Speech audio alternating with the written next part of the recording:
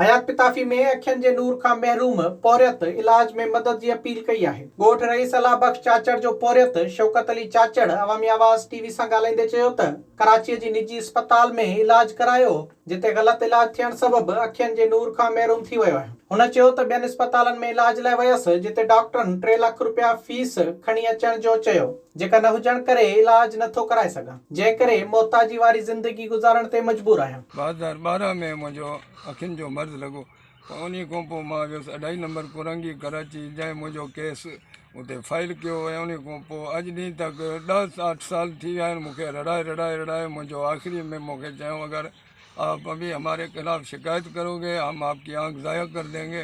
आज तकरीबन मूंखे 8 साल है, नंढड़ा बच्चा आहिनि। हाणे त आख़िर नज़र वीक थी वई आहे, मां वेझी वियो आहियां, कारोबार करण खां बि वेझी वियो आहियां।